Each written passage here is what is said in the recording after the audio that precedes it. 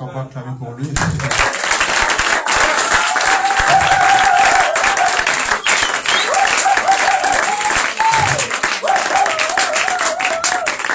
On a reçu présenter les hommes de Dieu, le prophète David Ézéchiel et son équipe.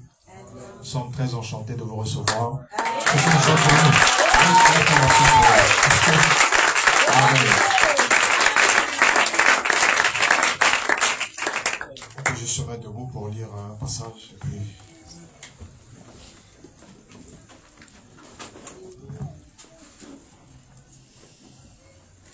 Père éternel, je te recommande cet instant en ta main.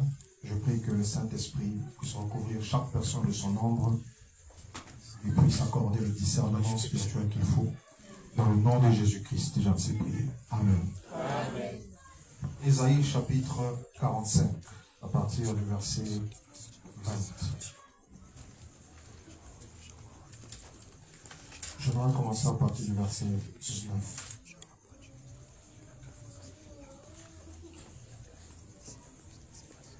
Je n'ai point parlé en cachette dans un lieu ténébreux de la terre. Je n'ai point dit à la postérité de Jacob, cherchez-moi vainement.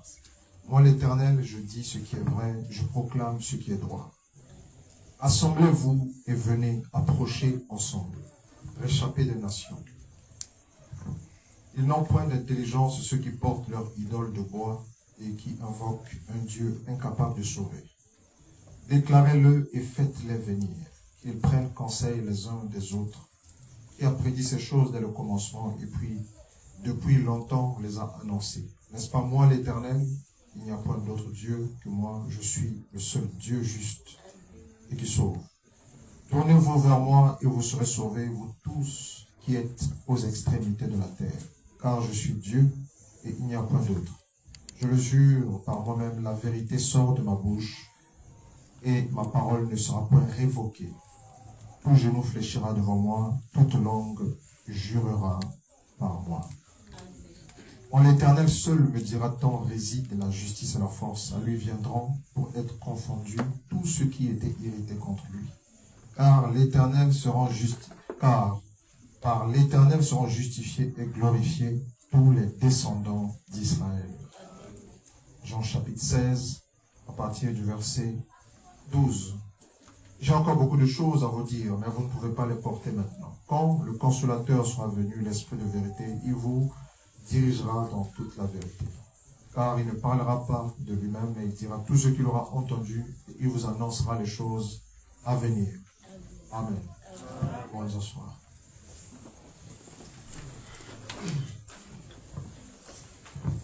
C'est un moment très important pour nous. La fête de Shavuot commence demain. Aujourd'hui, c'est cette conférence qui donc introduit la fête de Shavuot. On l'appelle donc conférence prophétique Shavuot 2025. C'est une conférence prophétique mondiale parce qu'il intéresse, il touchera beaucoup des aspects qui ont attrait au monde. Déjà, pour commencer, c'est que Dieu a un grand intérêt pour le monde. Il a tant aimé le monde qu'il a donné son Fils unique, afin que quiconque croit en lui, n'est-ce pas, ne périsse point, mais qu'il ait la vie éternelle. Et vous allez comprendre que ce Dieu universel, qui a fait toutes choses, qui a créé le ciel, la terre et tout ce qui s'y trouve, ce Dieu s'intéresse beaucoup au monde. Nous sommes dans un temps où il intervient directement dans les affaires des hommes. Amen. C'est ce qu'on appelle par le processus du jour du Seigneur. Il y a un jour de l'homme, mais il y a aussi un jour du Seigneur. Amen. Nous sommes dans un temps où le Seigneur intervient lui-même directement, où il tire directement les ficelles, où il active tout ce qu'il possède. La nature tout entière est contrôlée par lui en ce moment. La politique, tout ce qui se passe dans tous les domaines, géopolitique, social, socio-économique, dans le domaine sanitaire, dans le domaine naturel, tout ce qui se passe en ce moment est en train d'être contrôlé par le Seigneur. Dieu a toujours contrôle sur tout, mais il arrive un temps où cela se fait en plénitude. Et c'est pourquoi nous sommes aussi parvenus à un moment où il sera dit les royaumes de la terre sont devenus celles du Seigneur et de son Christ. Nous sommes dans le processus pour ça. Le monde est entré dans un processus mystérieux, dans une sorte de compte à rebours. Mais cela n'est pas à la connaissance de beaucoup de personnes. Beaucoup ne réalisent pas vraiment l'urgence du temps dans lequel nous sommes. Beaucoup ne comprennent pas encore la profondeur du temps dans lequel nous sommes. C'est pourquoi il est important que nous soyons attentifs et comme l'Écriture dit, assemblez-vous. Parce que c'est Dieu qui assemble. Il est celui qui parle, le celui qui agit, le celui qui annonce, le celui qui prédit, le celui qui prophétise. Il est celui qui sauve. Or, il n'y a qu'une seule façon pour lui d'assembler le peuple, c'est par son esprit. Comme nous l'avons lu dans l'Écriture, assemblez-vous et venez approcher ensemble le réchappé des nations. Le reste des nations dans les derniers jours. Parce que quand on dit réchappé des nations, ça veut dire que nous sommes à la fin des temps ici. Amen. Donc ce sont les derniers. Comme Jésus-Christ avait dit, les premiers seront les derniers seront les premiers. Dans Joël chapitre 2, il est dit que dans les derniers jours, je déverserai mon esprit sur toute chair. Et l'esprit de Dieu, lorsqu'il est déversé, il assemble. Il regroupe tout ce qui était dispersé et rassemblé pour former un seul devant Dieu. Assemblez-vous et venez, c'est par l'esprit. Et lorsqu'il assemble les peuples, c'est dans une période très précise que l'on appelle par l'époque de la moisson. C'est ce que Jésus-Christ a annoncé dans la parabole du semeur. Il y avait deux semeurs. Le premier qui avait semé, c'était le Fils de l'homme. Le second, c'était le diable. Les deux gerbes commençaient à pousser. N'est-ce pas? Le blé poussait, mais aussi l'ivraie. À l'époque de la moisson, il envoie ses serviteurs, n'est-ce pas? Pour rassembler les gerbes. Oui, les gerbes étaient rassemblées précisément au moment de la moisson. Et lorsque on arrive à la période de la moisson, il doit y avoir un rassemblement. Mais cela doit être provoqué par l'esprit. C'est l'esprit qui assemble les gerbes. Il a dit ceci, qu'à l'époque de la moisson, il enverra ses anges. Or, les anges sont le ministère du Saint-Esprit. Ne sont-ils pas des esprits envoyés par Dieu pour exercer un ministère en faveur de ceux qui doivent hériter du salut? Et donc, il a dit qu'à l'époque de la moisson, il a dit que la moisson, c'est la fin du monde. Le Seigneur le dit dans Matthieu chapitre 13. La moisson, c'est la fin du monde. Et à l'époque de la moisson, il enverra ses anges qui vont faire quoi? Ils vont rassembler les gerbes. Vous voyez ça un peu? Amen. Le blé doit être regroupé, l'ivraie aussi doit être regroupé. Vous voyez ça? Et placé, pour le blé, cela doit être placé dans le grenier. Mais pour l'ivraie, cela doit être jeté dans un étang de feu. N'est-ce pas? Et il dit que le blé représente la bonne sémence. Les fils du royaume. Amen. Ce sont les fils du royaume qui sont formés par la parole de Dieu. Ils sont de la même nature que la parole de Dieu. Amen. L'ivraie, ce sont ceux du monde qui rejettent la parole de Dieu. Vous voyez ça un peu?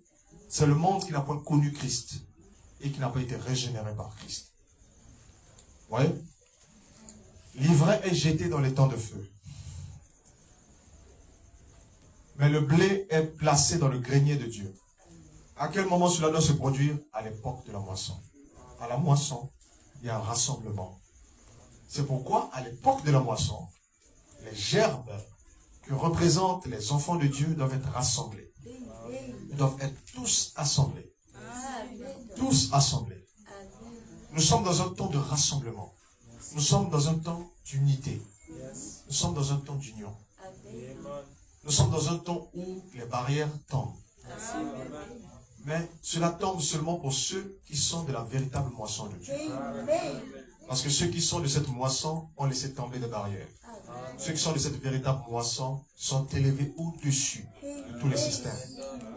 Ils sont élevés au-dessus de toutes les traditions.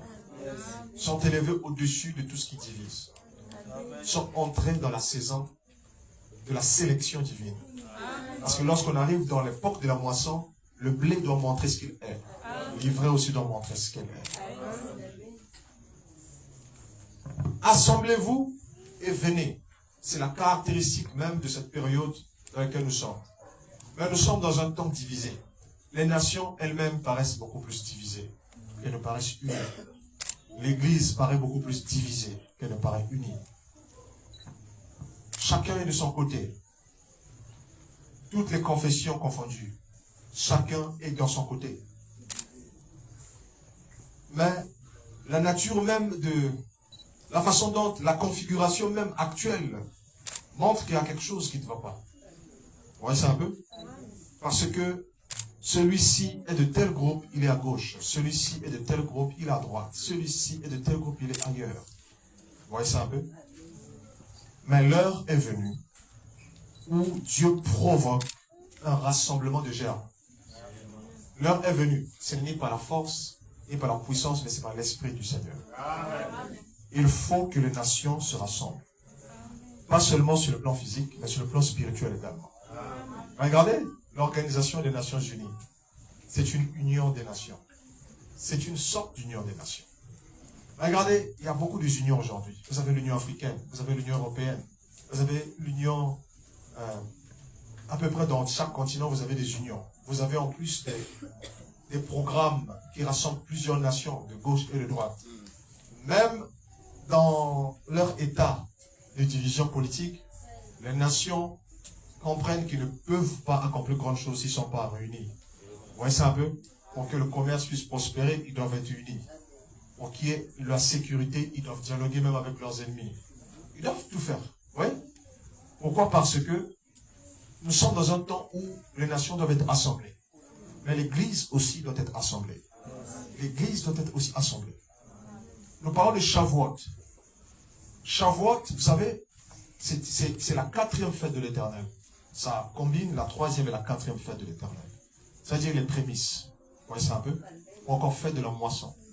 Alors, lorsque on arrivait dans cette période de la moisson, d'accord, on prenait les prémices des récoltes agricoles, on les apportait à Dieu. Ça veut dire qu'il fallait d'abord assembler ces gerbes qui devaient être apportées à Dieu. L'on ne peut pas porter quelque chose de séparé. On doit porter quelque chose à l'unisson. Il faut que ça soit les prémices. Et les prémices, il n'y a pas juste une seule gerbe que tu apportes, plusieurs. Mais il y avait une seule gerbe qui était agitée, n'est-ce pas? Et cette gerbe parlait de Christ. Christ, comme étant son corps. La Bible dit que, puisque nous formons avec lui une seule plante. N'est-ce pas vrai? Ainsi, nous formons avec lui une seule gerbe. Amen? Puisque un seul membre n'est pas le corps. Vous voyez ça un peu? Mais le corps est plusieurs membres. Vous voyez ça un peu?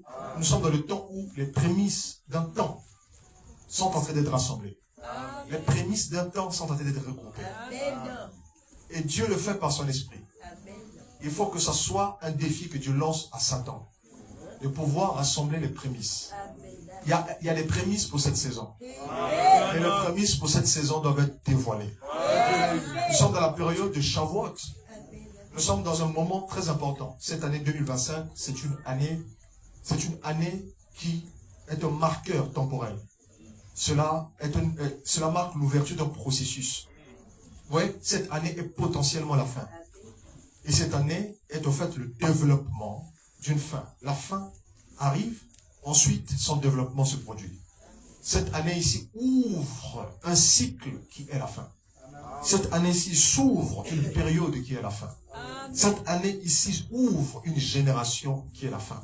Cette année-ci ouvre les dernières réalités qui doivent marquer cette civilisation qui est sur le point de passer. Il n'y aura pas d'autre réalité que celle que nous sommes en train de voir maintenant. Sur le plan géopolitique, sur le plan social, nous sommes en train de voir les dernières scènes de l'histoire de cette civilisation. Il n'y aura plus d'autres réalités. Ce sont les mêmes réalités que vous voyez qui vont être la chute et la fin de cette civilisation. Tout a commencé, un peu comme lorsque Babylone a été envahie par les Mèdes et les Perses. Vous voyez ça? Ça s'est fait tout secret. Vous voyez? En pleine période de fête. Le roi Belsassar était en train de faire une fête avec les ustensiles du temple d'ailleurs, n'est-ce pas? Il y avait une fête à Babylone pendant qu'il y a eu cette invasion secrète. Les Perses sont entrés dans la ville de Babylone sans même que les gens ne s'en doutent. Sans même qu'on puisse se douter de quelque chose. Et remarquez très bien qu'au moment où les Mèdes et les Perses ont envahi Babylone, vous voyez ça, une écriture était apparue sur la muraille. Vous voyez ça un peu?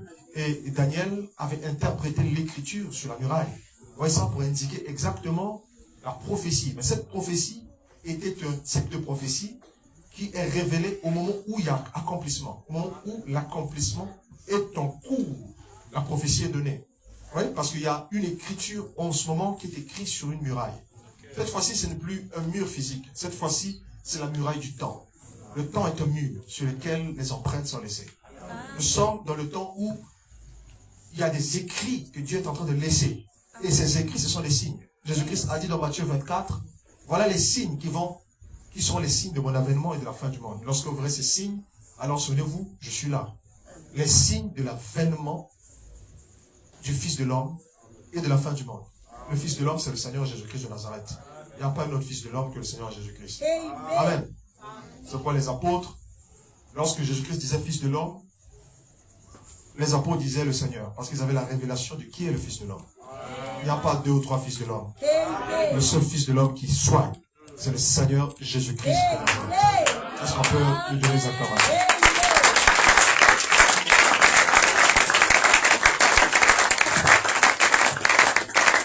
Lorsque le Seigneur dit l'avènement du Seigneur, lorsque le Seigneur dit l'avènement du Fils de l'homme, d'accord, les apôtres disent l'avènement du Seigneur. Lorsque le Seigneur dit le Fils de l'homme viendra, les apôtres disent le Seigneur viendra. Parce qu'ils avaient la révélation de qui est le Fils de l'homme. Parce que Christ est le Seigneur, dit Paul. Et maintenant, Shavuot, c'est la moisson en soi. C'est une période de la moisson. Dans le temps dans lequel nous sommes, la moisson, comme l'a dit Jésus, c'est la fin du monde. L'ange Gabriel avait révélé à Daniel, il y a plus de 2600 ans. Vous voyez ça un peu? Amen. Amen. Il lui a révélé qu'il y avait une époque qui était marquée pour la fin. Il y avait un moment qui était la fin. Il y avait une époque qui est même la fin. C'est-à-dire que lorsque vous arrivez en cette époque est en soi la fin. Car il y a une époque marquée pour la fin. Vous voyez ça un peu? Car il y a une époque qui est la fin. L'ange a utilisé les 2 termes. Vous voyez ça un peu? Pour montrer qu'il y a une époque qui est marquée pour la fin et que cette époque est en soi-même la fin. Ainsi, les gens peuvent vivre dans des époques sans vivre à une époque qui est la fin. On peut vivre au temps de la fin sans vivre au temps de la fin. Amen. Les apôtres ont vécu au temps de la fin. Vous voyez ça un peu? Amen. Il y a eu des accomplissements partiels des prophéties en leur époque. Vous voyez, même l'apôtre Paul montre que Christ est arrivé à l'accomplissement des temps. C'était en fait le prélude de la fin. Vous voyez ça un peu? Lorsque nous arrivons au XXe siècle, nous sommes dans les temps de la fin. Dans les temps de la fin. Mais lorsqu'il faut parler du temps très précis, vous voyez ça? Il s'agit d'une génération. Une génération correspond à un temps donné. Dieu mesure le temps par rapport à une génération. C'est-à-dire que l'époque qui est marquée pour la fin doit correspondre à une dernière génération. C'est pourquoi Jésus-Christ a dit que cette génération ne passera pas. Vous voyez ça un peu? Que cela n'arrive. Vous voyez? Que tout cela n'arrive. Cette génération-là. Et cette génération fut représentée potentiellement à l'époque des apôtres. Mais ils étaient que les premiers. Tandis que les derniers arrivent en une séquence de temps qui est réellement marquée pour la fin. Il y a une époque pour la moisson. Shavuot, qui était une fête pour la moisson, amen, s'est accompli le jour de la Pentecôte lorsque le Saint-Esprit est venu. Mais l'accomplissement de la Pentecôte n'était que le prélude de ce qui doit se faire. La Pentecôte est venue pour ouvrir un processus. La Pentecôte était la sémence du Fils de l'homme. Vous voyez ça un peu? La sémence de la moisson est venue à la Pentecôte. Vous voyez ça? On pouvait donc dire que le temps de la moisson a commencé. Mais non, pas encore. Parce que le livre de l'Apocalypse dit, dans Apocalypse le chapitre 14, n'est-ce pas? Verset 14, que le Fils de l'homme, il était montré que le Fils de l'homme apparaîtrait. et qu'il y a un ange qui sortirait pour dire, l'heure de la moisson est venue. Jette ta faucille, ouais. L'heure de la moisson n'était pas encore arrivée. Vous voyez, c'est un peu à l'époque des apôtres. Mais la prophétie, puisqu'il est dit, heureux celui qui garde les paroles de la prophétie de ce livre, la prophétie montrait que cela doit se produire. Vous voyez ça? La moisson. Donc, le jour de la Pentecôte, le Saint-Esprit est descendu pour montrer que la loi qui était écrite tout simplement sur des tables est écrite dans les cœurs. Le Saint-Esprit vient vivre dans l'Église. Mais sauf que lorsque le Saint-Esprit est descendu, vous voyez ça, c'était pour accomplir quelque chose. C'est comme une semence. Lorsqu'une semence est plantée, c'est pour produire quelque chose. Lorsque la semence a été plantée le jour de la Pentecôte, c'était la femme enceinte. C'est pourquoi, dans Apocalypse chapitre 12, vous allez remarquer que Dieu représente l'Église et Israël sous la forme d'une femme. Vous voyez ça un peu? Donc, l'Église est enceinte jusqu'au moment de l'avènement du Seigneur. Vous voyez ça? Et elle crie en travail dans les douleurs de l'enfantement. Elle est enveloppée du soleil. C'est l'ombre du Saint-Esprit. Amen. Amen. Ouais. Maintenant, c'est pour quelque chose. C'est pour quelque chose. Parce qu'il y a une époque marquée pour cet enfantement. Le Saint-Esprit est venu dans l'église le jour de la Pentecôte pour enfanter la Pentecôte. En fait, ça doit reproduire Christ en personne. Ça doit reproduire Christ en personne à travers des élus. Il y a eu une première, il y a eu des prémices au début, mais il y aura des dernières prémices. Ils doivent être rachetés de la terre. Ceux-là seront la personnification du Messie. Parce que l'épouse de Christ doit être le Messie révélé. C'est ce que ça doit être. Et donc, cette moisson, lorsqu'elle est sémée premièrement, lorsque cette sémence est sémée le jour de la Pentecôte, d'accord, c'est déjà Shavuot. Vous voyez ça? Mais ce Shavuot en question a un plein accomplissement dans les derniers jours. Souvenez-vous, dans les Saintes Écritures, vous avez des prophéties qui ont double accomplissement. Vous voyez, c'est que le premier accomplissement qu'il y a eu à la Pentecôte, c'était un accomplissement partiel. Tous les signes des temps ne furent point accomplis le jour de la Pentecôte, en cette saison-là. Donc, vous voyez, ça c'était l'amorcement d'un processus où le Saint-Esprit est envoyé sur la terre. C'était juste le premier acompte qui était versé. Mais il y a une dernière acompte. Il y a une dernière saison. Et cette dernière saison doit produire ses signes. Doit voir ses prémices. Et lorsqu'on arrive dans cette dernière saison, c'est comparable à cette génération dans laquelle nous sommes. Dans cette année dans laquelle nous sommes. Dans cette saison dans laquelle nous sommes. Il faut qu'il se produise une manifestation de l'Esprit. Et cette manifestation de l'Esprit est censée faire quoi? Assembler les gerbes. Assembler les gerbes. Parce qu'avant de voir la gloire de Joseph, il faut que les gerbes soient rassemblées. Parce que les gerbes furent d'abord rassemblées. Vous voyez ça un peu? Ensuite, ouais, les gerbes s'inclinèrent. Vous voyez ça un peu? Et le Seigneur dit ici, assemblez-vous et venez approcher ensemble. Et ensuite, juste à la fin, quelque part, il dit, tout genou fléchira devant moi. Vous voyez ça un peu? Tout genou fléchira devant moi, toute langue jurera par moi. Pourquoi? Parce qu'il y a une gloire qui doit être révélée dans une séquence de temps qui laissera le monde comme s'il n'aurait point existé. Nous sommes dans une époque où on ne reconnaîtra plus la terre telle qu'elle est aujourd'hui. La civilisation va brûler comme les épines qui brûlent, calcinées par le feu. Vous voyez ça un peu? C'est ce qui va se produire. Alors, dans le moment dans lequel nous sommes, il est important de comprendre ça. Shavuot, ça parle pour la manifestation complète de l'Esprit. Lorsque cette saison arrive, c'est une saison de pleine adoption. Maintenant, assemblez-vous et venez, réchapper les nations. Ils n'ont point d'intelligence ceux qui portent tout simplement des idoles. Déclarez-le et faites-les venir, qu'ils prennent conseil les uns des autres. C'est une sorte de conférence, un peu comme nous sommes là. Amen, amen.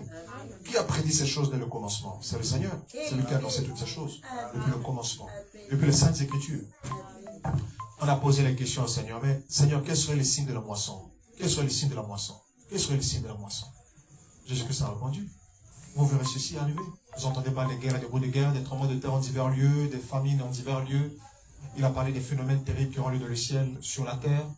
Il a parlé du bruit des flots de la mer. Vous voyez ça un peu? Il a parlé de beaucoup de choses. Amen. Ce sont des signes de la moisson. Mais à quel moment va-t-on considérer cela comme étant les signes de la moisson? Parce que ces choses existent dès le commencement du monde. Vous voyez ça un peu? Les guerres existent déjà. Les tremblements de terre existent déjà. Et les plus terribles ont déjà eu lieu même. Vous voyez ça un peu? Toutes ces éruptions volcaniques ont déjà eu lieu. Vous voyez ça un peu? C'est en fait des phénomènes qui sont naturels par rapport à la terre. Vous voyez ça un peu? Mais qu'est-ce qui se passe lorsque Jésus-Christ dit que vous verrez ces signes? Comme si vous n'en avez pas encore vu. voyez ça un peu? Vous verrez ces signes. Pourquoi? Parce que là, c'est différent. Là, le Seigneur lui-même intervient pour produire ça. Vous voyez ça? Lorsque Dieu donne un temps à la nature pour agir, c'est différent que lorsqu'il entre dans la nature pour agir. Lorsqu'il donne un temps à l'homme pour agir, c'est différent lorsqu'il entre dans l'homme pour agir. Il y a un temps pour l'homme, il y a un temps pour le Seigneur. Et c'est pourquoi nous sommes dans un moment où le jour du Seigneur est en train de paraître sur les habitants de la terre. Vous voyez ça?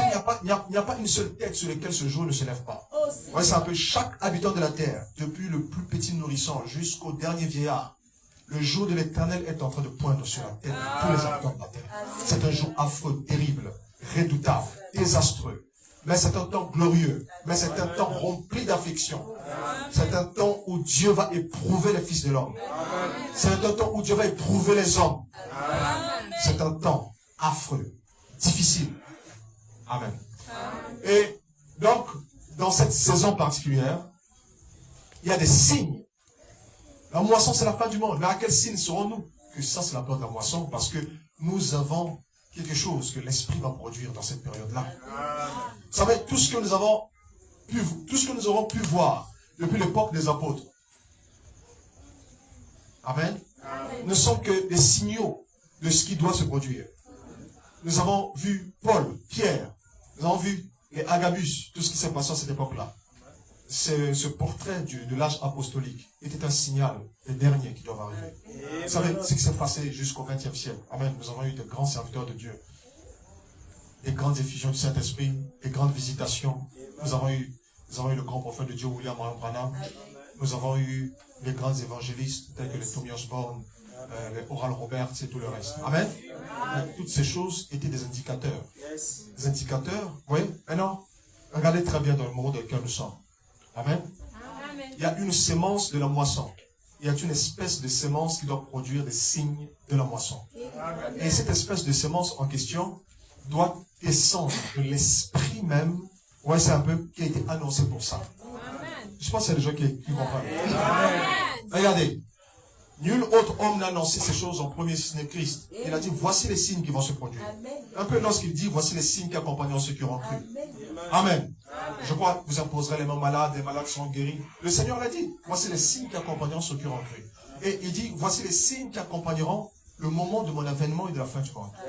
Là, c'est d'autres signes. Ça, ce n'est plus des signes tout simplement de la grâce. Non, ce sont des signes du jugement. Vous voyez ça? Là, c'est quelque chose pour alerter les consciences des gens. C'est plus des signes qui accompagnent juste pour la guérison divine, pour les miracles. Ce sont des signes qui laissent stupéfaire les hommes. Regardez très bien. Vous verrez des guerres et des bouts de guerre. Mais qu'est-ce qu'il y a de spécial par rapport à ça? Israël avait connu des guerres. Le monde avait connu des guerres. Pourquoi le Seigneur dit que vous entendez parler des guerres et des bouts de guerre?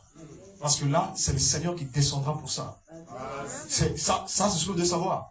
Pourquoi dit-il qu'il y aurait des grands tremblements de terre en divers lieux? Pourquoi? Parce que le Seigneur descendra pour ça. Ah oui.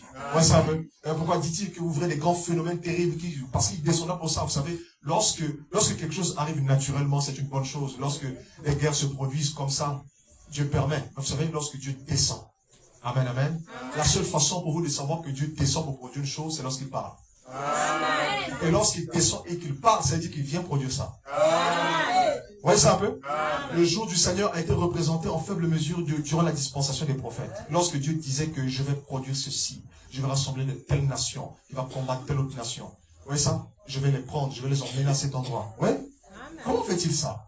Amen. Il est tout-puissant. Mais le Seigneur ne peut rien faire s'il ne révèle pas cela à ses serviteurs les prophètes. Amen. Vous voyez ça un peu? Alors, nous sommes dans un temps où, amen, Dieu ne parle pas juste, mais Dieu vient accomplir. C'est-à-dire que Dieu vient parler pour accomplir. Non plus des époques où on annonçait juste. Amen. Et il fallait attendre d'autres générations pour que cela s'accomplisse. Mais nous sommes arrivés dans un temps d'accomplissement. C'est-à-dire que lorsque Dieu annonce quelque chose, cela doit se produire. Nous sommes dans un temps où la parole de l'Éternel s'accomplit littéralement devant les yeux de Dieu.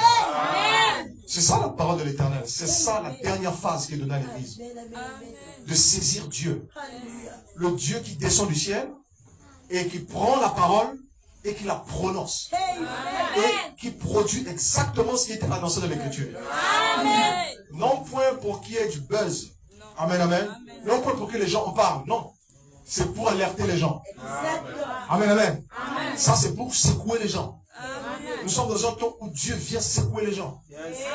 Amen. Nous sommes dans un temps où il veut secouer le pécheur, l'incroyant, celui qui est encore, qui est encore en train de rêver. C'est le temps où Dieu appelle les nations en toute masse. Approchez. Parce que c'est le temps d'une grande conférence mondiale. C'est le temps, c'est ça la nature de cette époque. Dieu convoque les nations. Vous voyez ça un peu? Et lorsqu'il convoque les nations, il se met à dire exactement ce qui va se produire pour chacune d'elles.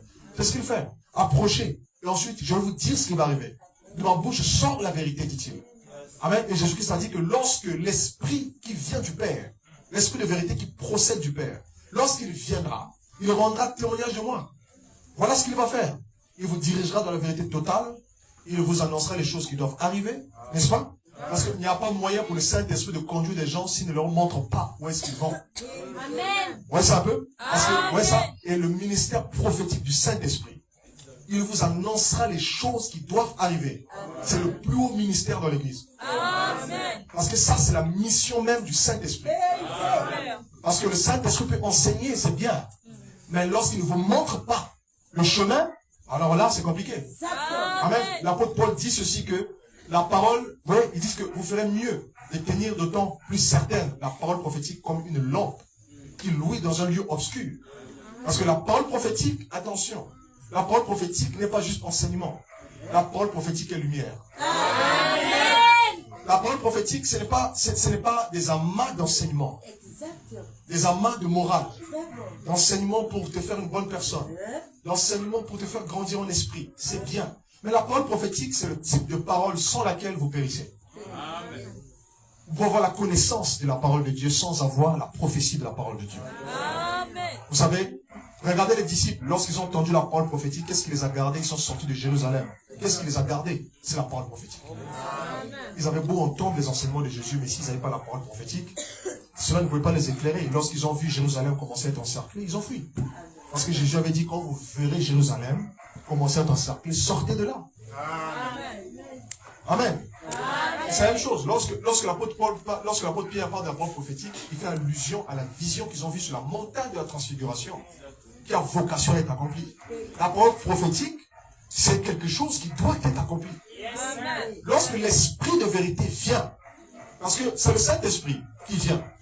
Maintenant, il est entré dans l'église depuis le jour de la Pentecôte.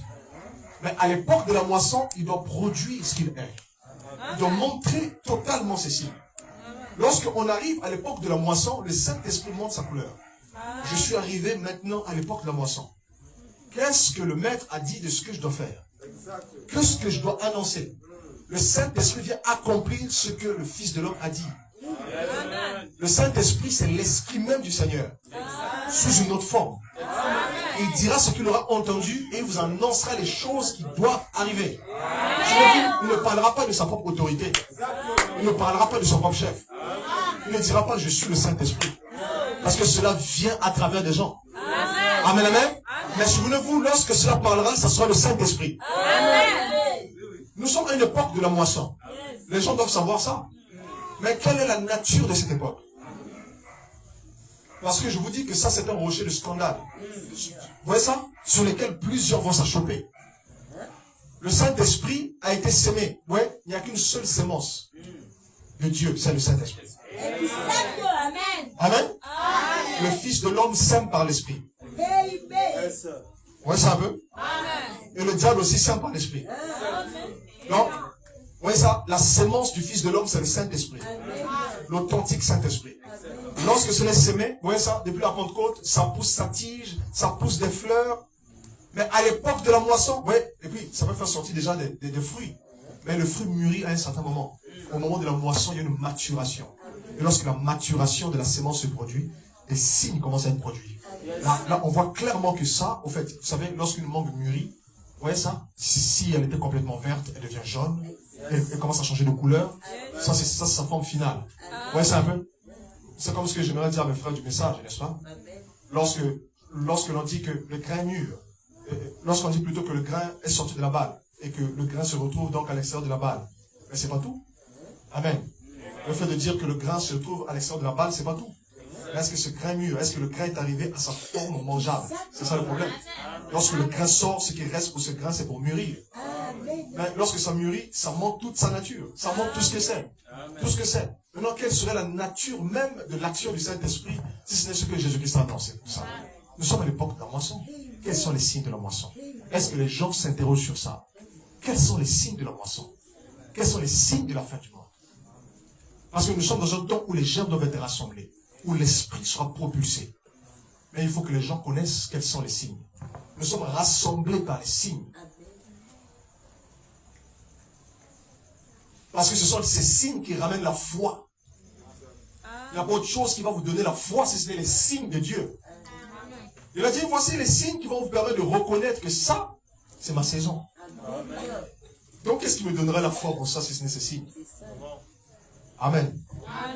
Mais à quel moment? Lorsque le Saint-Esprit descend du ciel. Frère, le monde entier le saura. Je crois au véritable Saint-Esprit. Quels sont les signes de la moisson? Jésus a donné ça. Amen. Il y aura des faux Christ. Ok, ce sont les signes. Guerre et bruit de guerre. Tremblements de terre en divers lieux. Des grands tremblements de terre. Comme j'ai toujours posé la question aux gens et je commence à clôturer. Lorsque ces choses ont lieu, j'aimerais juste vous poser juste une question. Hein? Lorsque ces choses se produisent, à quel signe sauras-tu que tu es arrivé au moment de l'avènement du Seigneur? Parce que ces choses sont toujours là sur la terre. On peut même dire que l'avènement du Seigneur, donc, a toujours été sur la terre. Non. Mais voici le signe dans lequel vous saurez que vous êtes parvenus à l'époque de la moisson et que les signes sont parvenus à être confirmés comme étant les signes de cette époque-là. C'est lorsque le Saint-Esprit descend. Il vous proclame cela et fait la démonstration des signes. C'est à ce moment-là que le peuple se réveille. Nous sommes rassemblés parce que Dieu veut placer dans les gens l'urgence du temps. Dieu veut placer dans les gens l'urgence. Nous sommes arrivés vraiment au temps. C'est pourquoi le Saint-Esprit, Amen, est si réel que nous pouvons même acclamer pour lui pendant qu'il est ici.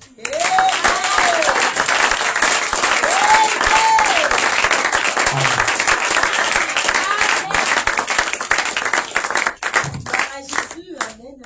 Et frères, laisse-moi parler comme Paul.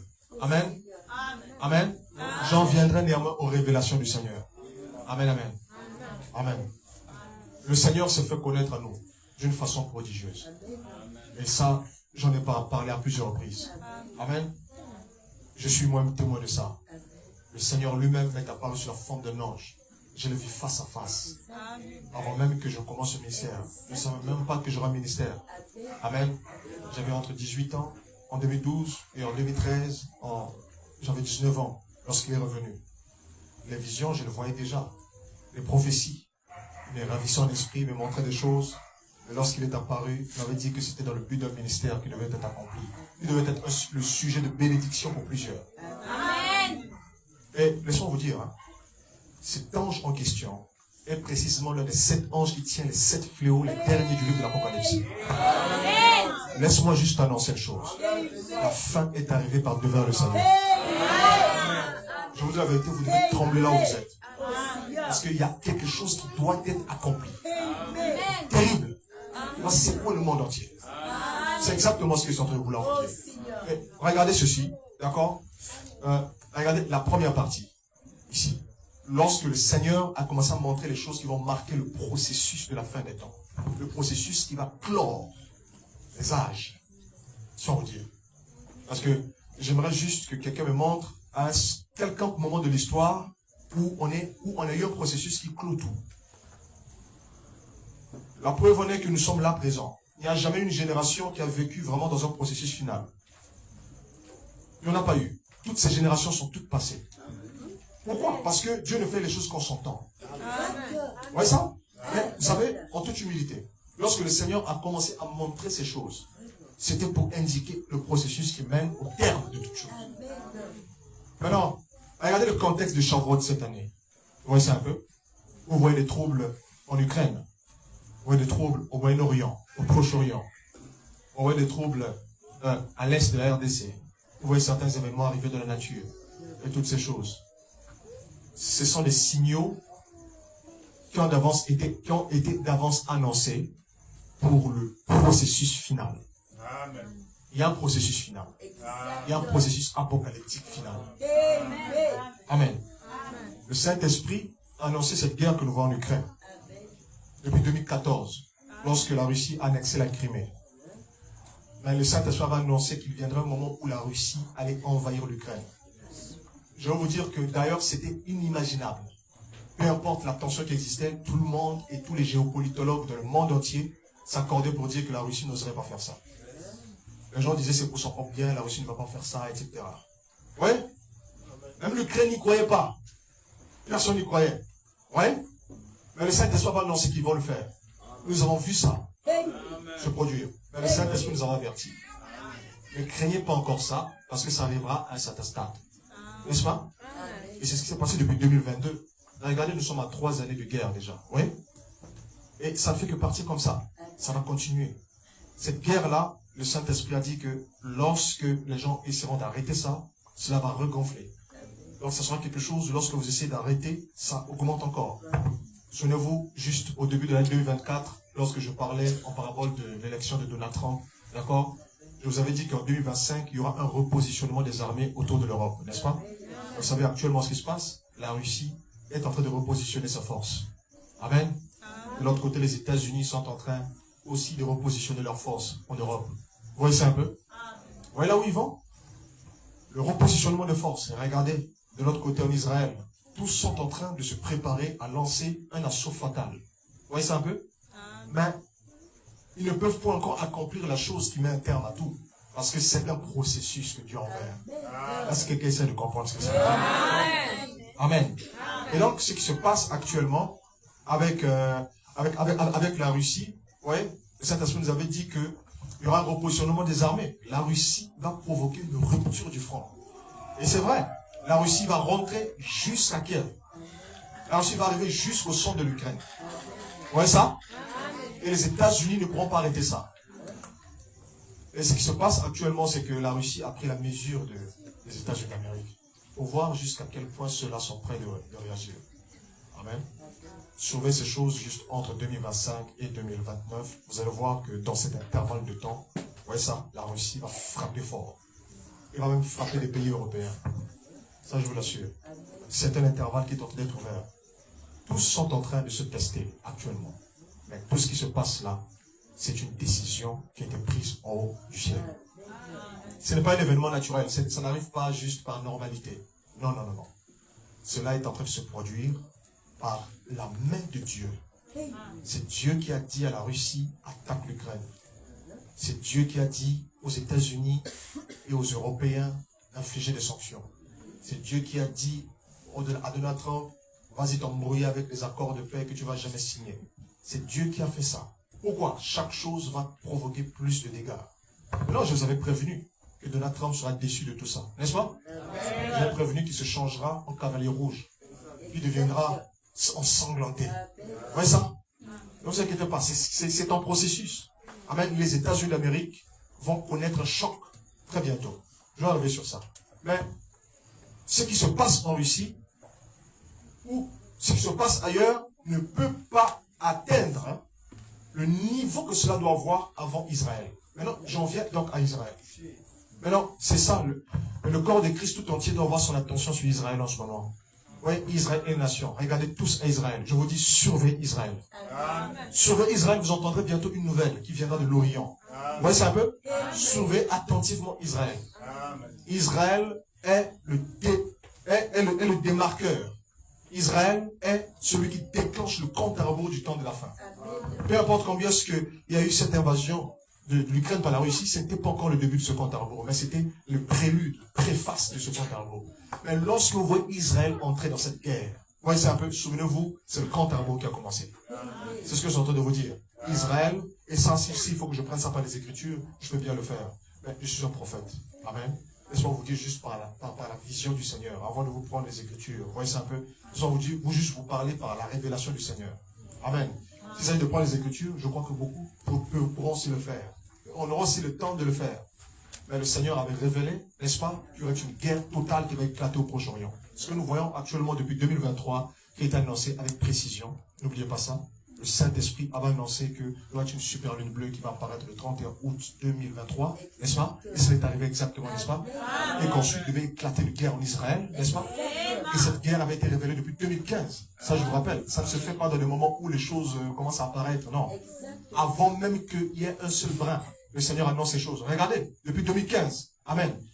Il avait d'avance annoncé qu'il y aurait cette faction armée qui est juste au sud d'Israël, qui allait attaquer Israël, n'est-ce pas? Et que ça allait se faire au moment où l'armée ne serait pas aux frontières d'Israël. Oui? Le Saint-Esprit parle de ça au moment où j'étais allé en RDC. J'ai eu cette vision. Le Saint-Esprit m'avait ravi juste dans le désert de Negev. Alors là, je voyais comment les gens couraient, etc. Ces choses, je les voyais comme ça. Je ne pouvais même pas toucher les gens. Et quand je parlais, les gens ne pouvaient pas m'entendre. D'accord? Donc j'étais dans un ravissement théophanique. Vous voyez ça un peu? Et là, je pouvais voir tout ce qui se passait. Personne n'écoutait. Alors celui qui était avec moi m'a expliqué. Vous voyez ça un peu? Parce qu'il y a une guerre qui éclate dans le sud. Vous voyez ça un peu? Et que Israël s'est fait violemment attaquer. J'ai dit, mais où est l'armée? On sait que Israël est très fort. Ils ont une forte armée. Mais comment se fait-il qu'il y a tous ces massacres? Vous voyez? J'ai vu ces gens en train de se faire massacrer. Et il a dit ceci, c'est parce que l'armée est absente l'armée est absente de la frontière en ce moment. Vous imaginez, depuis 2015, et dire qu'en 2023, cela s'est accompli avec précision. Vous voyez ça? L'armée a mis tant de temps pour arriver au lieu des dégâts, vous savez? Exactement comme annoncé. Cela est arrivé juste après cette super lune bleue, n'est-ce pas? Le 7 octobre 2023. Et le Saint-Esprit va annoncer, n'est-ce pas, qu'après cette super lune bleue, n'est-ce pas, viendra une éclipse partielle de lune de sang, n'est-ce pas? Et qu'elle se produit le 28 octobre 2023. Et précisément à cette date, vous voyez ça? Israël devait envahir la bande de Gaza. C'est vrai. Et remarquez, la guerre était déclenchée depuis le 7 octobre, n'est-ce pas? Pourquoi Israël n'a pas envahi le 8, le 9, le 10, le 11? Tout le monde se posait la question à cette époque-là, n'est-ce pas? Ils attendent quoi? Ils attendent quoi pour envahir? Vous savez, lorsque Dieu dit que ça se fait à telle date, ça va se faire à telle date. Dieu ne joue pas. Il a dit que cela doit se produire, vous voyez ça, au moment de l'éclipse partielle. Qu'elle se produit et qu'elle était visible dans ce pays. Ouais, nous sommes l'un des Sahara congolais à avoir vu cette éclipse partielle de lune de sang. Et je peux même dire que nous sommes pratiquement les seuls à savoir qu'il y a eu cette éclipse de lune partielle de sang qui est apparue même ici à Brazzaville le 28 octobre 2023. C'est la vérité. Le Congo n'a pas annoncé ça. C'est la vérité, j'ai mes collègues là-bas. Vous voyez ça un peu? Le Télé-Congo, c'est vrai, ils n'ont pas annoncé ça. Ouais. Vous devez nous suivre attentivement, je vous assure. Amen. Le 28 octobre. Et nous avons vu ça, nous avons pris des photos. Nous en avons des images ici. Je crois que je vais leur livrer ça. Ah ouais. Nous sommes les seuls à avoir photographié une éclipse partielle de lune de sang au Congo-Brazzaville. Nous avons les preuves en image ici sur une population de 4 millions. Nous sommes les seuls à avoir cette image. C'est la vérité. Je défie le monde entier. Nous sommes les seuls à avoir cette image. Nous allons leur donner ça. Nous avons photographié ça ici. C'est la vérité. Mais pourquoi? Ce n'est pas par notre force, nous ne sommes pas des astronomes. Amen. Mais le Saint-Esprit nous a dit ces choses. Nous avions eu une conférence ce jour-là, ici. Nous sommes même sortis pour voir ça. C'est la parole prophétique. Le Saint-Esprit n'est pas une théorie. Nous sommes dans un temps de visitation. Le monde doit comprendre ça. C'est pour l'éveil spirituel. Regardez, Israël a envahi cette bande de Gaza. Aujourd'hui, c'est de l'histoire. Vous vous rappelez, à l'époque, c'était la prophétie. Aujourd'hui, c'est de l'histoire. Aujourd'hui, tu en parles. Il fut un temps où tu te demandais si ça va arriver, n'est-ce pas? Mais c'est arrivé. C'est de l'histoire. Pourquoi? Parce que la vérité sort de la bouche de Dieu. Lorsque l'esprit de vérité sera venu. Or, cette guerre qui a éclaté en 2023 en octobre a ouvert le processus du processus. Depuis ce moment-là jusqu'à cette année ici. C'est un processus du processus. Amen. Cette année ici ouvre le processus qui a été introduit par le processus. Lorsque Israël a envahi la bande de Gaza, n'est-ce pas? Le Saint-Esprit avait dit que Israël commencera par la guerre face à la Palestine, n'est-ce pas? Ensuite, ça sera la guerre face au Liban. Et ensuite, ça sera la guerre face à l'Iran. 3 stades de ce conflit. Parfaitement annoncé, n'est-ce pas? Et regardez, le premier stade avec ces signes, ça a été accompli, n'est-ce pas? Oui. En ce moment-là, vous voyez, même les États-Unis, pour la toute première fois, ont envoyé des porte-avions, des avions de guerre, tout ça, au Proche-Orient. Le Saint-Esprit avait même montré de la vision que cela allait se faire de cette façon. Le Saint-Esprit avait montré toutes ces choses. Regardez. Comment est-ce que les Houthis allaient attaquer les navires? Le Saint-Esprit avait montré ça. Oui, ça commence à leur mener des problèmes là-bas, n'est-ce pas? Ok. Cette partie est passée. Mais regardez, le Saint-Esprit a annoncé qu'il y aurait une autre église partielle de lune de sang. N'est-ce pas? Mais cela devait se produire après une lune bleue. Nous avons cette lune bleue le 19 août 2024. Bravo. Nous avons même une conférence sur ça. Et ensuite, qu'est-ce qui s'est passé? Le 18 septembre. Je vous rappelle que cela avait été annoncé, n'est-ce pas? Que le 18 septembre 2024, il y aura une lune de sang partielle qui apparaîtra. Et de nouveau dans ce pays. N'est-ce pas? Et cela sera vu un peu partout. Vous voyez ça? Mais cela sera visible aussi dans ce pays. Nous avons vu cela apparaître. Nous avons vu cela apparaître. C'était le 18 septembre 2024. Le Saint-Esprit avait dit que lorsque cela se produira, Israël frappera le Liban. Cela est arrivé avec précision. Précision. Mais moi-même, avant que ça n'arrive, je ne faisais que parler de ça. Mais attention. Vous voyez ça? C'est sur le point de se produire. Même à un jour, jour J-1, jour J-2. Qu'est-ce que c'est que ça? Amen, amen. C'est hors norme. C'est sans précédent. C'est la vérité. Non, je le dis pour le Saint-Esprit. Parce qu'il est ici. Parce qu'il est ici. Vous voyez ça? Parce qu'il est ici. C'est vrai. Regardez très bien. Le 18 septembre 2024, regardez comment est-ce que les choses sont passées avec précision. Le Saint-Esprit avait montré que Israël allait déclencher une explosion sur la base des appareils qui seraient détenus par cette milice secrète, n'est-ce pas? Regardez, ils ont déclenché l'explosion des vipères. Vous voyez ça? Du 17 au 18 septembre. Et ils ont bombardé le Liban. N'est-ce pas vrai? Et ensuite, le Saint-Esprit avait dit, surveillez. Vous voyez ça? Lorsqu'on va arriver 11 jours plus tard, Israël va littéralement envahir, va traverser la ligne bleue, n'est-ce pas? Ils l'ont fait. Ils l'ont fait. Du 29 au 30 septembre. Exactement comme le Saint-Esprit l'avait annoncé. Amen. C'est vrai. Bon, maintenant, regardez. Juste quand ça s'est produit, l'Iran, vous voyez ça un peu? A attaqué Israël, n'est-ce pas? A tiré des missiles, n'est-ce pas? Pour riposter face, je crois, à l'assassinat de l'un de leurs leaders, un truc comme ça, n'est-ce pas? Mais toutes ces choses avaient été révélées d'avance, avant même que ces événements n'apparaissent. Regardez très bien. Donc 2024, c'était la dernière étape. 2025, c'est la fin d'un processus. À partir, maintenant, écoutez très bien ce que je vais vous dire maintenant. Amen. Là, je vous ai juste repeint quelque chose ici, pour que vous puissiez comprendre que nous sommes dans un processus apocalyptique majeur. Et pourquoi ça commence par Israël? Parce que c'est comme ça. Israël, c'est le marqueur, c'est le compte à rebours. Ça commence par Israël, ça finit par Israël. Parce que l'Esprit est descendu pour Israël. L'Esprit est descendu pour Israël et les nations. Là, c'est quelqu'un comme ça. Souvenez-vous, c'est le mystère d'Éphésiens 3, verset 6. Car les non-juifs sont co-héritiers avec Israël et forment un même corps et participent à la même promesse en Jésus-Christ par l'évangile de la Genèse à l'Apocalypse sont retranscrits sur ce chapitre. C'est comme ça. Amen, amen. Toute cette révélation est au corps de Christ composé des nations d'Israël. C'est ainsi que la maison de Dieu est bâtie. Pas juste les nations, mais aussi Israël. Vous ne pouvez pas voler avec une seule aile. Il faut voler avec les deux ailes. Vous voyez ça, l'aile gauche, vous voyez ça, et l'aile droite. C'est comme ça, lorsque l'ange descend du ciel, il pose son pied sur la mer et sur la terre. Vous voyez ça, la terre, ça parle de la terre d'Israël. La mer, ça parle des peuples, des nations de l'homme. Vous voyez ça, un seul ange, vous voyez ça, lorsqu'il descend, il réunit les deux. Vous voyez ça, il réunit les deux, à la fois la terre et les nations. Vous voyez ça, à la fois la terre et la mer. Mais son pied droit est sur la mer. Montrer que le droit d'aînesse va aux nations. C'est vrai, ça veut dire que le mouvement commence dans les nations. Mais pas un autre mouvement qui va en Israël. C'est le même mouvement. C'est le même esprit. Ce n'est pas un autre ange, amen, amen, qui pose un autre pied là-bas. Non, le même ange qui est descendu du ciel. Mais quand est-ce qu'il a fait l'apparition? C'est au jour de la Pentecôte. C'est depuis la Pentecôte que le Saint-Esprit est entré dans l'église. C'est depuis la Pentecôte que les 7 tonnerres ont été scellés. C'est depuis la Pentecôte que ces choses ont été gardées comme ça. Attendant l'époque de la moisson. La moisson, l'époque de la fin des temps. La moisson, la semence doit enfanter des jumeaux. C'est l'époque de la moisson. Amen. Il faut que ça se passe comme ça. C'est que l'église est enceinte depuis la Pentecôte. Elle doit enfanter deux super onctions. C'est le même ange. C'est le même ange de l'alliance qui était entré dans l'église. Et c'est le même ange qui vient produire cela. Mais oui, personne ne peut arrêter ça. C'est un processus qui avait déjà commencé. Amen, amen. Ouais, ça. Et le pouce de Christ doit enfanter Christ. Mais comment doit-il enfanter Christ? La Bible dit que 2 grandes ailes furent données à la femme. 2 grandes ailes furent données à la femme. 2 grandes ailes du grand aigle. Le grand aigle, vous voyez ça? Lorsqu'il monta sur la montagne de la transfiguration, regardez bien les 2 ailes qui lui furent données. Lorsqu'il monta sur la montagne de la transfiguration, le grand aigle, tout d'un coup, 2 grandes ailes furent à sa gauche et à sa droite. Vous voyez ça un peu? Les deux grandes ailes du grand aigle. Les deux grandes ailes du grand aigle. Regardez, le Fils de l'homme lui-même était au milieu. N'est-ce pas? Jésus-Christ lui-même glorifié. Ensuite, deux de ses anges à sa gauche, à sa droite. N'est-ce pas? Ils se sont joints à lui. C'était ces deux ailes. Lui, le grand aigle. Mais voilà les deux ailes qui sont données à la femme. Gloire à Dieu, n'est-ce pas? Et souvenez-vous, les deux ailes sont données à Christ.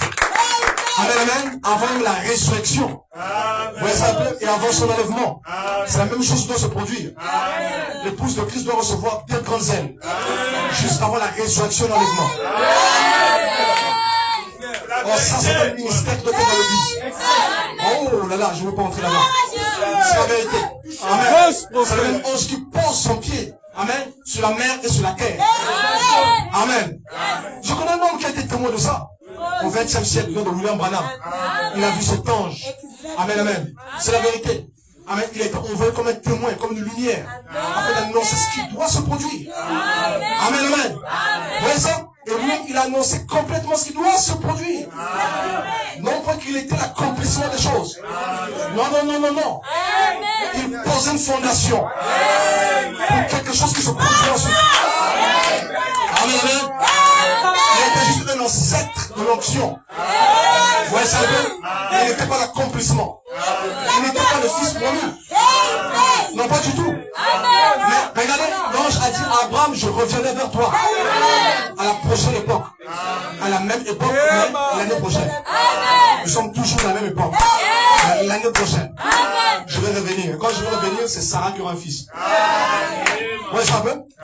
Puis Abraham, le fils. Le problème, c'est que les gens ne veulent plus déplacer le regard d'Abraham. C'est pas Abraham qui était promis, c'est le fils qui était promis. C'est aussi simple que ça. L'épouse doit avoir un fils qui est promis. Mais le fils promis doit être l'accomplissement de la parole de Dieu. Tu vas manifester Christ. Tu vas révéler encore le fils promis. Une autre génération ne le fera pas pour toi. C'est toi qui dois le faire. Personne ne peut pas le faire pour toi dans le temps passé. Cette génération est de loin supérieure à la précédente. Attendez juste de voir comment est-ce qu'elle va secouer le monde. Laissez-moi juste vous dire ça. Là, je vous parle en tant que prophète. Et je ne parle ainsi dit le Seigneur. Amen, amen. Cette génération va envoyer toutes les autres générations Moyen-Âge. Écoutez très bien ce que je vous dis. À l'âge de la pierre taillée spirituelle. Tout ce qui est venu avant celle-ci est encore à l'âge de la pierre taillée. Que ce soit en révélation, que ce soit en puissance, que ce soit en dynamisme. Je pèse bien mes mots, frère. Je sais de quoi je parle. Amen, amen. Ils ont dit à Abraham, ils ont dit à Jésus, nos pères ont mangé le pain du ciel. Nos pères ont mangé le pain du ciel. Ils ont reçu le pain du ciel. Ils ont mangé la manne dans le désert. Ils ont vu la colonne de feu. Ils ont vu la colonne de feu. Ils ont mangé la manne. Jésus-Christ leur a dit ceci. Vos pères n'ont pas mangé le pain du ciel. Je crois, il est écrit qu'ils ont mangé le pain du ciel. Jésus dit non. Je vous dis en vérité. Ils n'ont pas mangé le pain du ciel. Pourquoi? S'ils avaient mangé le pain du ciel, ils ne seraient pas morts. S'ils avaient mangé le pain du ciel, ils ne seraient pas morts.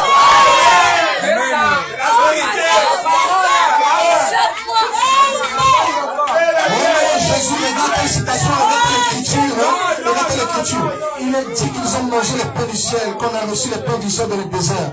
Jésus leur a dit, mais je vous dis en vérité, ils n'ont pas mangé le pain du ciel. Oh, mais Jésus, c'est écrit qu'ils ont mangé le pain du ciel. Il dit que je vous dis en vérité, ils n'ont pas mangé le pain du ciel. Là, je suis en train de monter de fréquence. Amen, amen. Il ne parlait pas du ciel comme ça. Il parle d'un ciel supérieur. Il dit attention, le ciel, quand Jésus parle du ciel, il parle de la dernière chose qui doit se produire. Amen. Ce ciel en question est au-dessus de tous les cieux. Aujourd'hui, lorsque les gens parlent de certaines manifestations dans un temps passé, ils pensent qu'ils sont arrivés à la limite du ciel. Alors lorsqu'ils disent, nos pères, il y a 20 ans, il y a 50 ans, il y a 70 ans, ont mangé le pain du ciel. Jésus leur répond, s'ils ont mangé cela, ils ne seront pas morts. Car celui qui mange ce pain du ciel ne meurt point. Et s'il meurt, je le ramènerai à la vie. Vrai ou faux? Vrai ou faux? Alors laissez-moi vous choquer en vous disant ceci. Amen. Vous voyez ça? On vous a dit que les apôtres ont mangé le pain du ciel qui est descendu. Amen. Mais en réalité, ils ont mangé l'esprit. Amen. En partie.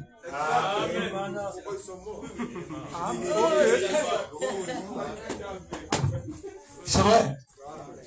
Manger le pain, c'est le finir. Manger le pain, c'est pas le commencer. Manger le pain, c'est le terminer. Si seulement tu me donnes-moi juste un seul homme qui est déjà mort avant cette génération qui a fini de manger ce pain. Non, il n'a pas fini de manger le pain. Non. Ils sont tous morts. Parce que si vous mangez tout ce pain, vous mourrez point. Il n'y a pas d'adoption sans avoir tout fini. L'adoption de ce corps mortel arrive lorsque le pain tout entier a été digéré. C'est aussi simple que ça. C'est pourquoi cette génération a été suscitée pour emmener les premiers à la perfection. Paul n'arrive pas à la perfection sans toi. Pierre n'arrive pas à la perfection sans toi. Luther n'arrive pas à la perfection sans toi. John Wesley n'arrive pas à la perfection sans toi. Whitefield n'arrive pas à la perfection sans toi. George Fox n'arrive pas à la perfection sans toi. John Smith n'arrive pas à la perfection sans toi. William Seymour n'arrive pas à la perfection sans toi. Billy Graham n'arrive pas à la perfection sans toi. Oral Roberts n'arrive pas à la perfection sans toi. William Branham n'arrive pas à la perfection sans toi.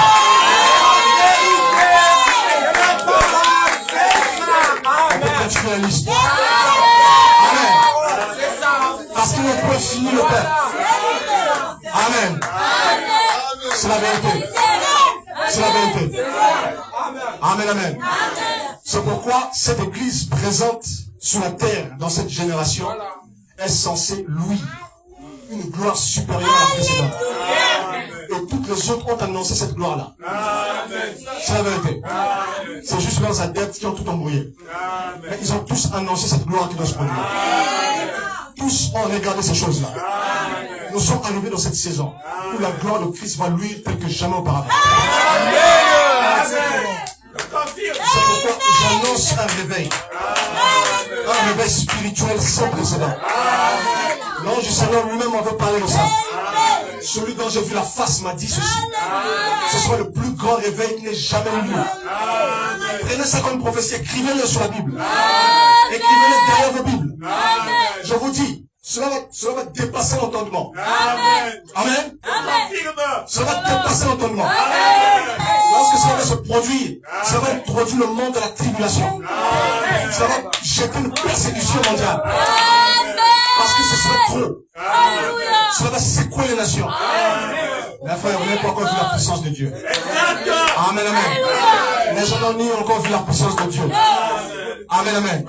Vous n'avez pas encore vu comment Dieu peut descendre comme ça, parler d'une chose et qui secoue le monde. Comme ça, littéralement. Amen. L'heure vient où le Saint-Esprit soit une menace mondiale. C'est ainsi que le Seigneur. Écrivez ça dans la Bible. Vous êtes encore accueillis par le monde, n'est-ce pas? Vous êtes encore acclamés par le monde, n'est-ce pas? Vous priez encore pour le roi, n'est-ce pas? N'est-ce pas? Le roi de la terre vient encore vers vous, n'est-ce pas? Attendez que le Saint-Esprit change de phase. À ce moment-là, il est une menace mondiale. Le Saint-Esprit, personne ne le contrôlera. Oh mon Dieu. Alléluia. C'est sa vérité. Amen, amen. Attendez juste que les deux grandes ailes soient activées sur la femme. Amen. Alors que ce grand dragon essaiera de la dévorer. Impossible de la dévorer. Impossible. Amen, amen. Regardez le contexte dans lequel nous sommes. Comment les événements accélèrent. Et je prophétise ceci. Juste pour poser la fondation. Amen. Pour la fin de Shavuot. Amen, amen, amen. Cet intervalle de temps va faire naître un feu qui descend dans le ciel. Regardez. Il y aura une explosion. Hein? C'est en train d'être préparé. Dieu a donné des ordres à des instructeurs sous terre. Amen, amen. Déclencher l'une de ces explosions que le monde moderne ici n'a pas encore vues. Et regardez juste ce qui va se passer. Amen, amen. Nous nous approchons, nous sommes entrés dans la période d'été. Vous voyez ça un peu? Juste que ça dit, souvenez-vous, quand vous voyez ces choses, souvenez-vous que l'été est proche. Le mois de juin. Amen, amen, amen. Est en train d'ouvrir l'été. L'été en Israël, ça va jusqu'en septembre. Quelqu'un m'écoute ici? Est-ce que quelqu'un m'écoute ici? Est-ce que ça? L'été qui était proche est arrivé. Je vous dis que l'été qui était proche, que Jésus a parlé, l'été en question est arrivé. Alors pour le confirmer, amen, amen, vous allez voir ce qui va se passer. Israël va lancer une attaque préventive sur l'Iran. Ça soit une attaque préventive, ça soit une surprise. Écoutez-moi très bien. Ce soit terrible. Ça va se produire. Les deux signes qui ont été montrés. Amen. Il y aura une lune de sang qui va se produire, n'est-ce pas?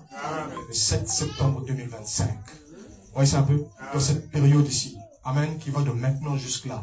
Il y avait une lune de sang qui avait été annoncée, qui était déjà accomplie, n'est-ce pas? Ça a été accompli le 14 mars, n'est-ce pas? Lors de la fête de Purim, le même jour. Regardez très bien. Regardez, surveillez la seconde moitié de cette année-ci. Vous savez, l'année commence dans le calendrier biblique en avril. Avec la fête de Nissan. Avec plutôt le mois de Nissan. Le Nissan. N'est-ce pas vrai? Vous voyez ça?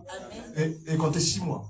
Tout entier. À partir d'avril. Avril, mai, juin, juillet, août, septembre. Est-ce que quelqu'un m'écoute ici? Les 6 premiers mois ici sont silencieux. Est-ce que quelqu'un m'écoute ici? Mais surveillez les 6 derniers mois. Vous voyez ça un peu?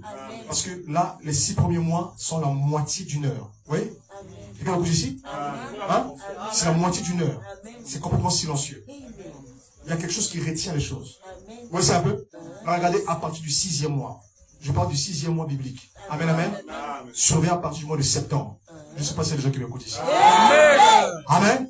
Souvenez-vous, cet intervalle commence maintenant. Amen. Il y aura quelque chose qui va se produire. Une violente attaque qui va monter de l'Orient. Israël va détruire les centrales nucléaires de l'Iran. Mais cela ne connaît pas encore la riposte de l'Iran.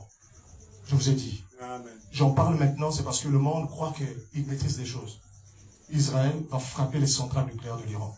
Il va frapper un terminal de pétrole qui est sur l'île de Karg, juste non loin, juste dans le golfe Persique. Vous voyez ça, au nord du golfe Persique, juste à quelques 25 km des côtes iraniennes. Ils vont détruire ce terminal et ils vont détruire les centrales nucléaires. C'est la vérité. Lorsqu'ils vont faire ça, ça va déclencher une catastrophe. Regardez la réplique. L'Iran va tirer un missile. Quelqu'un m'écoute ici? Et ce missile sera hypersonique. Ça va voler à très basse altitude. Ça va défier tous les systèmes radars d'Israël. Le bouclier de missiles qu'ils ont, dont ils se glorifient aujourd'hui. Je vous ai dit que Dieu dirigera un seul missile qui va traverser ce bouclier. On croyez? Amen. Et ça va tomber. Ça va frapper Israël. Ça sera terrible. Maintenant, laissez-moi vous dire ceci. L'Iran va cibler la centrale nucléaire de Dimona, dans le sud d'Israël. C'est ainsi dit le Seigneur. Bon, maintenant, est-ce que quelqu'un m'écoute ici? Est-ce que quelqu'un m'écoute ici? Est-ce que quelqu'un comprend ça? Vous voyez ça? Vous voyez ça? Maintenant, écoutez très bien. Priez. Hein? Priez. Que ce jour-là, vous ne sortiez point. Vous qui êtes en Israël. Amen. Que ça n'arrive pas au moment où vous êtes dans une voiture, pour vous rendre quelque part, où vous êtes au travail. Si vous êtes au travail, restez là-bas. Si vous êtes à la maison, restez là où vous êtes. Je vous dis, il y aura une explosion. Non, je ne dis pas ça de moi-même. Je n'ai aucune force pour voir ces genres de choses. Avec toutes ces précisions, je ne peux pas imaginer ça. Amen, amen. Mais c'est une vision révélée depuis 2019. Vous comprenez? Le Seigneur avait révélé que lorsque, à compter de 2019, lorsque tu approcheras la 7e année, vous voyez ça un peu? Donc, quand vous comptez 2019, vous voyez ça? Il était fixé 7 années, tout entier, pour que ce conflit puisse exploser. Et regardez, là nous sommes arrivés à pratiquement la 6e année. Vous voyez ça? Et c'est dans cet intervalle que vous allez voir s'élever, amen, un souffle mortel qui va balayer le Moyen-Orient. C'est la vérité. Donc, comprenez bien ce que je viens de dire. Amen. Israël va frapper l'Iran. Il va faire cavalier seul, en premier temps. Vous voyez ça un peu? Les États-Unis ne vont pas d'abord s'y joindre. Est-ce que quelqu'un m'écoute? Amen. Est-ce que quelqu'un m'écoute ici? Amen. Israël ira. Ils vont frapper. Et ensuite, l'Iran va répliquer. Et en répliquant, ça va toucher les États-Unis d'Amérique. Les États-Unis sont entraînés dans la guerre par Israël à cause de leur alliance stratégique. Les États-Unis vont entrer en guerre, mais involontairement. Donc, celui que vous voyez aujourd'hui qui est un faiseur de paix, lorsque ça va se produire, il se changera en dragon. Écoutez, il y aura des choses prodigieuses qui vont arriver. Je vous dis, une puissance de feu qui va tomber du ciel. Des prodiges de guerre. Vous allez vous étonner des choses qui vont se produire. À quel point les hommes sont arrivés à ce point. Vous avez pensé que ces choses étaient restées à l'époque de la Seconde Guerre mondiale. Non, non, non, non. Je vous dis, 2025, c'est l'ouverture des phases de la Troisième Guerre mondiale. Amen. Et la première phase, c'est Israël. C'est le Proche-Orient. La deuxième phase, c'est la Chine. La troisième phase, c'est la Russie. D'accord? La Russie suit. Parce que la Russie attendra le développement de la Chine. Comme je l'ai dit une fois. D'accord? Regardez. Donc, très bientôt, il y aura quelque chose qui va monter comme un feu. Mais ce n'est pas une Pentecôte pour le monde. C'est un feu ardent pour le monde. C'est un signal de jugement qui commence. Mais quand vous verrez cela se produire, souvenez-vous, la délivrance est à la porte. Amen. La joie est à la porte. Amen. Je vous dis, il va se produire un réveil tel que vous n'avez pas encore vu. Mais puissant du Saint-Esprit qui va envahir les gens. Et Dieu prépare ses prémices et Dieu va les exposer. Est-ce que quelqu'un a compris un peu ce que je dis? Est-ce que quelqu'un a un peu compris ce que je dis? Donc, c'est sur le point de se produire. L'Iran va riposter. Ils vont frapper sévèrement. Je vous dis, si Israël savait qu'en attaquant, ils auront une contre-attaque de ce type, ils ne le feraient point. Et parce que Dieu les a tous parlé en disant, faites cela, ils vont le faire. Lorsque ce sera fait, l'Iran va déclencher quelque chose. Récemment, je vous avais dit qu'ils avaient déjà la bombe atomique. C'est vrai. Ils en ont des échantillons. Il y a un rapport qui est sorti juste hier et qui montre qu'ils ont déjà pratiqué des essais nucléaires. Ils ont découvert des trucs. Aujourd'hui, l'Agence internationale de l'énergie atomique a fait sortir un rapport qui indique que l'Iran a dû manipuler le nucléaire en tout secret dans certains sites et n'a jamais déclaré cela. Ouais. Vous ne savez pas ce qui va se passer, je vous assure. Donc, ni l'Amérique, ni le monde ne sait ce qui va se passer. Mais j'ai entendu ce lourd secret déclencher cette explosion et que ce soit terrible. Alors, ce soit un signal. Alors, j'avertis juste l'Église que ce soit un signal pour l'Église. Ce sera le temps pour l'Église de s'unir. Cet intervalle commence à s'ouvrir maintenant. Amen. Ça s'ouvre maintenant. Cet été qui commence là jusqu'en septembre, ça s'ouvre ça.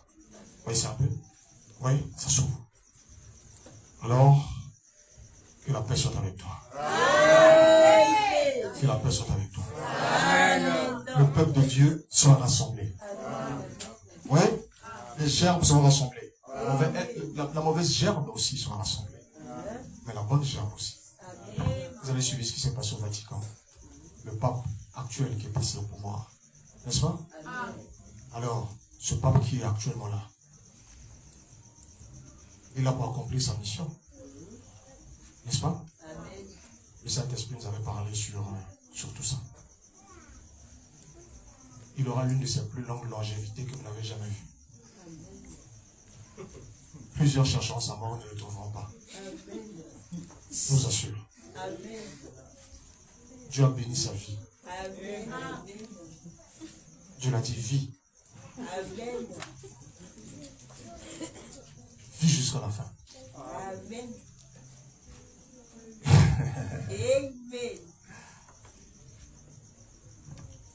Le Saint-Esprit nous a annoncé cette prophétie de ces droits. 8e. À partir des accords de Latran. Il y aurait 8 papes qui se succéderaient sous les accords de Latran depuis que le Vatican a été donné au Vatican. Et que le tout dernier, n'est-ce pas, celui-là intégrera entièrement le système politique. Celui que vous voyez actuellement, amen, et qui est passé au pouvoir. Sa mission, c'est d'être le messager pour le monde. Il travaillera avec la politique et la diplomatie. Il va entrer dans un mandat difficile. Parce que les temps les plus troubles que jamais une papauté ait traversé, c'est ce qui va se passer. J'aimerais juste dire à mes frères bien-aimés, que j'aime beaucoup, amen, que ce peuple que vous voyez n'a rien contre vous. Amen.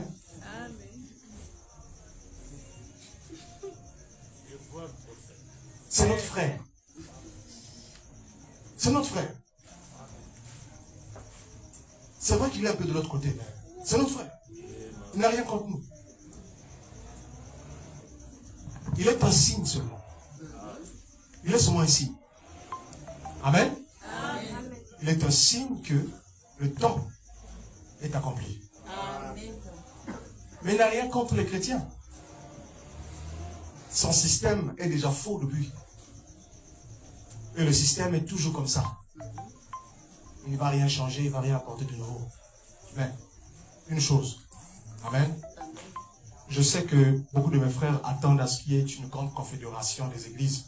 Mais ça existe déjà depuis 1948. Cette confédération écuménique des églises. L'église catholique n'est jamais membre d'une seule confédération des églises.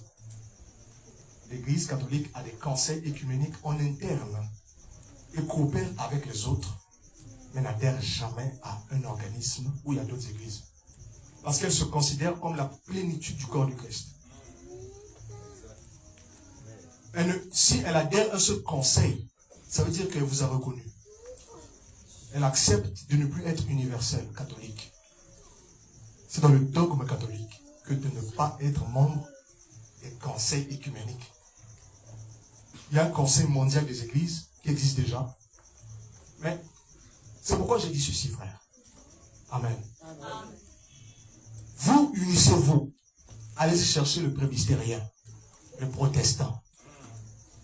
Allez-y chercher l'adventiste. Unissez-vous. Parce que le monde est déjà uni. Vous voulez qu'il soit... Le catholique est déjà uni. La papauté est déjà unie avec le monde. Rien que par son système, par sa constitution. Et quelle union vous cherchez encore? Je vous dis, frère, la marque de la bête ne sera pas appliquée telle que les gens le pensent. Toutes ces choses ne vont pas arriver telles que les gens le pensent. Ça sera tellement sûrement que tu ne vas pas savoir que la marque de la bête, ça a déjà commencé. Il est important que les chrétiens puissent être de nouveau enseignés sur ces choses. Parce que les gens attendent une marque de la bête à leur façon. Les frères, c'est le temps de l'unité dans l'esprit. Allons-y chercher les âmes perdues. Les âmes qui se meurent. Stop avec les divisions. Stop avec les barrières. Mon message aujourd'hui, c'est un message d'unité. Laisse-moi vous le dire. Nous devons travailler de façon à gagner des âmes à Christ. Dieu peut te donner une certaine lumière, mais ça ne te divise pas des autres. Dieu peut te faire particulier, ça ne te divise pas des autres. Dieu peut te donner une grande lumière, une grande révélation. Ça ne veut pas dire je suis séparé des autres. Nous sommes là pour éclairer le monde entier. Amen, amen, amen. Amen. Mais Dieu va provoquer un tel mouvement qui va unir l'Église. Ça, c'est mon message. Et ça, je le dis encore, j'annonce ce réveil. Et j'annonce un vent de consolation pour l'Église. J'annonce un vent de consolation pour les élus. Amen, amen. J'annonce un vent de visitation pour l'Église. Dieu ne va pas vous laisser comme ça. Dieu ne va pas le laisser comme ça. Non. Il y a des choses qu'il a préparées. Il va entrer en action. Amen, amen. Donc, je clôture. Ce pape est là comme un signe. Donald Trump est là comme un signe. Tous ces gens sont là comme un signe. Regardons à ce que la parole de Dieu a dit que nous devons faire. Nous devons faire quoi? La moisson est arrivée. L'Esprit va unir le peuple de Dieu. L'Esprit le fera. Et c'est pourquoi chaque personne, en ce moment, doit chercher l'unité avec l'Esprit. Amen, amen. Amen. Donc c'est cela, les précisions que je voulais apporter au sujet de tout ça. Il ne reste plus assez de temps pour ce moment. Amen. Vous savez, un jour je parlais sur le compte à moi, mais c'était mon secret. Amen. Mais sinon, il n'y a plus assez de temps. Il n'y a plus assez de temps. De 2025 à 2030, nous sommes à la fin. De 2025 à 2030, la normalité est en train de s'éteindre. On passe aux choses terribles. Je vous assure. 2030, ainsi de suite. Ce que nous avons de voir là, nous sommes dans le moment où Dieu va agiter des prémices. On aura des années de prospérité. On aura des années de tribulation. Une année de pluie puissante. Une année de tribulation. Personne ne peut travailler sans l'esprit. Et dans ces saisons-là, tout le monde doit être prêt. Si les chrétiens aujourd'hui attendent une persécution, attention, on ne va pas te persécuter si tu ne manifestes pas la nature prévue pour ce temps. Si tu ne manifestes pas la nature prévue pour ce temps, pourquoi on va te persécuter? Parce que tu es juste une église. Amen. C'est une persécution qui sera politique, étatique. Dès que il arrive même un temps où ceux qui font les miracles, on va les arrêter.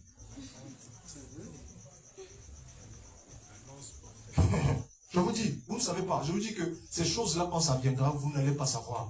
Là, vous allez vous rendre compte que vous n'aviez qu'une imagination sur ces choses-là. Quand cette persécution arrive, ce sont ceux-là qui ont l'onction qui sont persécutés. Si toi tu ne manifestes pas l'onction, on va te persécuter comment? Parce que tu tiens la Bible.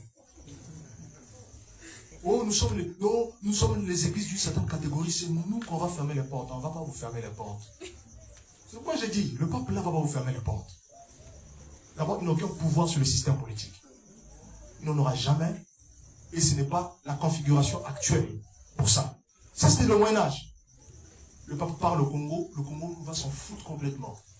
Chaque nation est indépendante. Nous sommes dans un système où on parle des droits de l'homme, liberté d'expression. Alors, il n'y a qu'un seul pouvoir qui peut accomplir ça.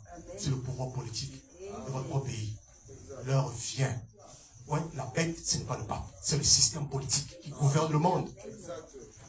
Le pape ne fait qu'une partie intégrante de cette chose-là. Regardez le système politique au moment où la manifestation commencera à se produire. Je vous dis, les gens qui détiennent l'onction, on va les poursuivre. Les gens comme les docteurs Joseph comme ça. Amen. Et que vous ce soir ici. On va les aider, ne fais plus ça. Maintenant, si toi tu ne manifestes pas la puissance de Dieu, tu crois que, en vertu de quoi? C'est l'onction qui irrite le diable. Et cette onction, c'est aussi quand tu vis bien. Parce que tu vis bien, le monde va te haïr, il va te persécuter. Amen. Mais si tu es seulement comme le monde, pourquoi les gens du monde vont te persécuter? Parce que tu es comme eux. C'est ça le problème. Donc, cette persécution, c'est pour ceux-là qui ont manifesté la nature prévue par Dieu pour ce temps.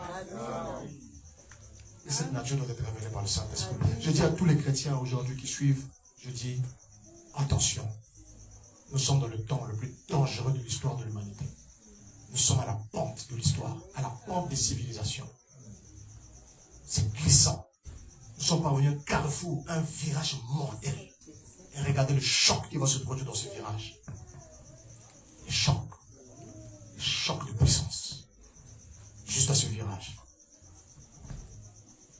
C'est pourquoi j'annonce à la fois le jugement pour ces nations, mais aussi la consolation pour les fils de Dieu. L'heure du jugement est arrivée pour toutes les nations de la terre.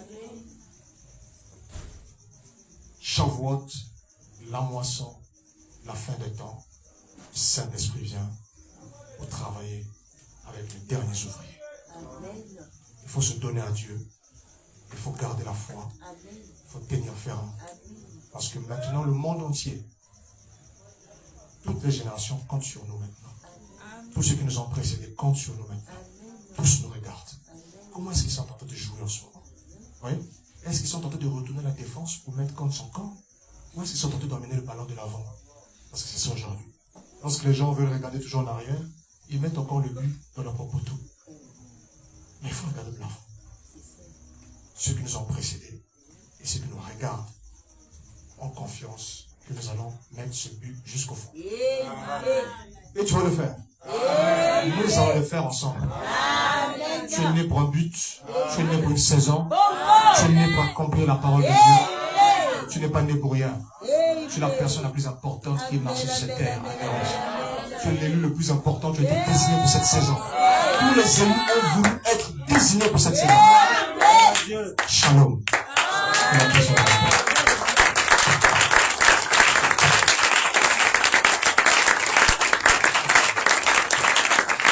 chacun de vous.